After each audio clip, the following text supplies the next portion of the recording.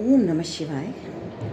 आजकल सावन का मास चल रहा है, सावन महीना चल रहा है। आप सभी को इस बात से अवगत ही हुए, सभी लोगों को पता हुआ कि सावन का महीना है और सावन के महीने में शिव जी की चर्चा ना हो तो बात ही नहीं पूरी होती। शिव जी तो हर जगह विद्यमान है और सावन के महीने में तो पूछो ही मत। शिव जी की कृपा हमारे रोम रोम में दिखाई देती है, रोम रोम में बरसती है। तो आप लोगों ने द्वादश ज्योतिर्लिंग सुन ही रखा होगा, जिसमें नाम आता है हमारा भीमा शंकर महाराज का। तो मैं आज चर्चा करूँगी भीमा शंकर के बारे में।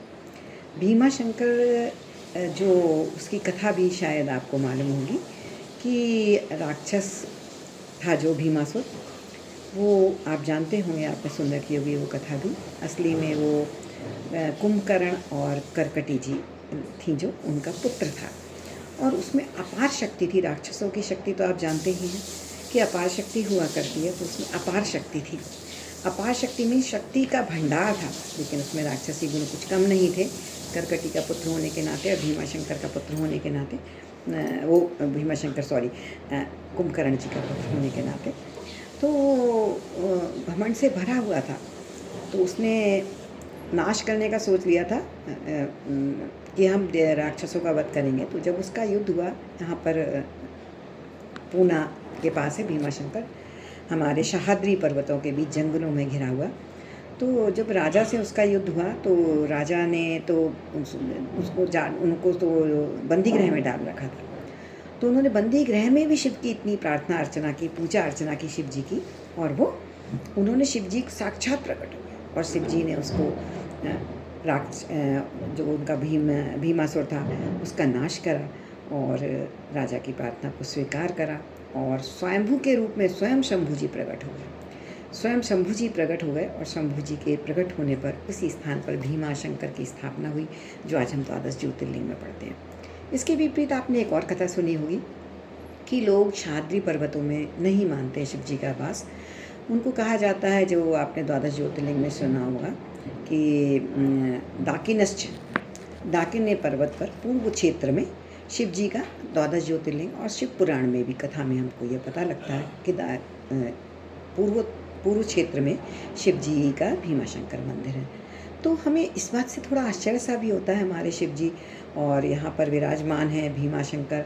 भीमा नदी, आज भी वहाँ पर भीमा नदी का उद्गम हुआ है। सह्याद्री पर्वतों में घने जंगलों के बीच में भीमाशंकर हमारे महान शिव जी स्थापित हैं।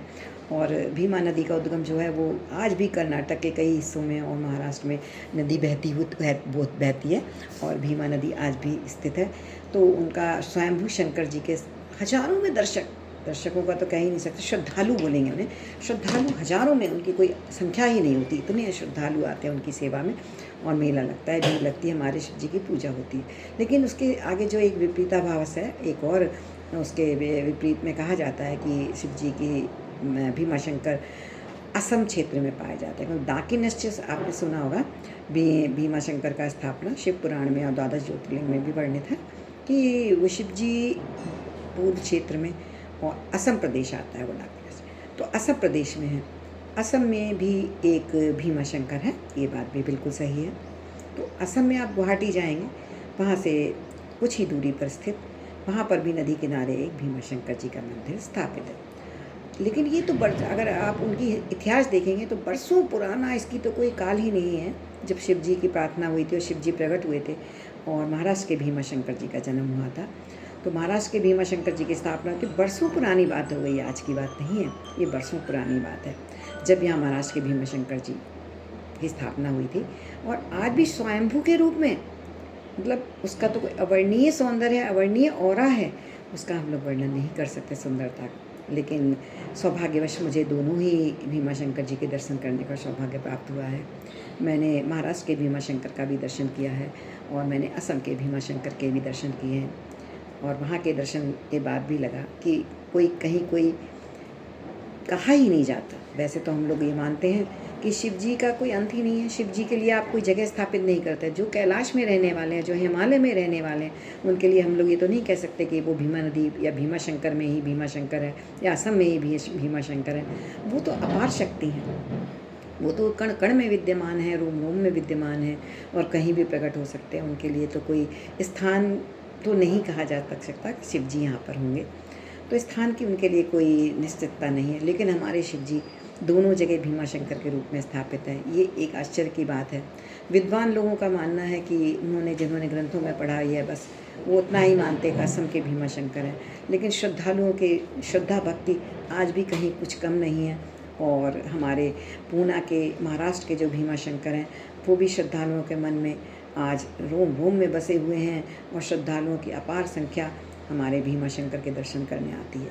मैं तो गई थी तो काफ़ी समय लग जाता है, क्योंकि भक्तों की संख्या, श्रद्धालुओं की संख्या में कहीं कोई कमी नहीं है और श्रद्धालुओं की अपार संख्या होने के कारण वहाँ दर्शन भी काफ़ी लाइन वगैरह होती, काफ़ी मुश्किल से होते हैं।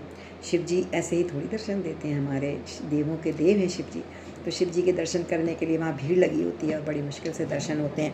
और असम के दर्शन भी मैंने किए हुए हैं, तो मैं शिव जी को तो अपार ही मानती हूँ। वो अपार शक्ति हैं, उनके लिए कोई वर्णन नहीं किया जा सकता कि वो कहाँ स्थित हो सकते हैं। वो दुनिया के किसी कोने में स्थित हो सकते हैं। जो इंसान हिमालय में बैठा है, बर्फ़ के बीच में बैठा है, उसके लिए हम ये क्या कह सकते हैं कि भीमाशंकर में होंगे या असम में होंगे या महाराष्ट्र में होंगे। वो तो हमारे शिव हैं, दुनिया के किसी कोने में भी हो सकते हैं। तो मैं आप लोगों से यही अनुरोध करूँगी कि इस बातों में ना पड़े कि हमारे भीमाशंकर कहाँ हैं। अगर आपको सौभाग्य प्राप्त होता है तो हमारे भीमाशंकर जी हमारे मन की स्थिति, मन के भक्तों के वो एक श्रद्धा देखते हैं शिव जी, और कुछ नहीं देखते। देखिए वन में प्रार्थना, बंदी गृह में प्रार्थना करी थी राजा ने, तो बंदी गृह में शिव जी प्रकट हो गए थे और शिव जी भीमाशंकर की स्थापना हुई थी भीमा नदी के उद्गम स्थान पे। तो शिव जी के लिए कोई स्थान ऐसा नहीं है कि वो नहीं हो। जब वो बंदी गृह में, जो हम उनके लिए हमारा कोई पर्टिकुलर स्थान नहीं है कि हम शिव जी की पूजा कहाँ करें। हम कभी भी, कहीं भी, किसी भी तरह से शिव जी की पूजा कर सकते हैं। शिव जी हमारे एक शांत देवता हैं और हमारी सारी मनोकामनाएं पूरी करते हैं। तो जो लोग भीमाशंकर महाराष्ट्र में आते हैं, मैंने देखा है शिव जी ने उनकी कहीं कोई कसर नहीं छोड़ी। सारी मनोकामनाएं शिव जी की कृपा से राधे राधे बम बम बोले करके प्राप्त पूरी हुई हैं। तो आप इससे मतभेद में ना पड़ते हुए, अगर आपको सौभाग्य मिलता है तो आप हमारे महाराष्ट्र के भीमाशंकर के भी दर्शन करें, और अगर ऊपर वाला सौभाग्य देता है तो असम के भीमाशंकर के भी दर्शन करें। दोनों जगह के दर्शन करके, दर्शन लाभ लेके अपने आप को तृप्त करें, अपने मन की शांति स्थापित करें। क्योंकि जो मंदिरों का ऑरा होता है वो हमारे शरीर में निवास कर जाता है, हमारे रोम रोम में बसा होता है। आपने महसूस किया होगा अगर हम लोग मंदिर जाते हैं तो हमारे एक रोम रोम जागृत हो उठते हैं। तो भगवान का तो वो तेज है कि अगर आप श्रद्धा और भक्ति से माने तो दुनिया में कोई स्थान की ज़रूरत नहीं होती है, हमारे मन में ही स्थित है। और हमारे शिव सावन के महीने में तो कण कण में, रोम रोम में, हवा हवा में विद्यमान है। कोई उनके लिए जगह ही नहीं है जहाँ हमारे शिव नहीं है। तो शिव जी की पूजा पाठ, शिव जी का महसूस करें कि शिव जी कहाँ हैं, और हर जगह शिव जी को महसूस करते हुए उनकी आराधना करें और सावन के महीने का पूरा लाभ लें। सावन के सोमवार तो हम लोग व्रत करते ही हैं। शिव जी की आराधना से हमारा मन तृप्त होता है, शांति होती है, सारी इच्छाओं की पूर्ति होती है। शिव जी तो भोलेनाथ हैं, भोलेनाथ हमारे लिए हर कुछ करने को तैयार है, हमारी इच्छाओं की पूर्ति, हमारे सभी कर्मों का लेखा जोखा। तो हम कोशिश करें कि शिव जी की भक्ति में लीन रहें सावन के महीने में, और जय सावन के गीत गाएं, बम बम बोलें, हर हर महादेव बोलें, हमारे सारे कष्ट हर हर महादेव हर लेते हैं। तो यही कहूँगी कि शिव जी के लिए कोई स्थान की ज़रूरत नहीं है। शिव जी हमारे रोम रोम में बसे हैं, हमारे मन में बसे हैं, हमारे तन में बसे हैं।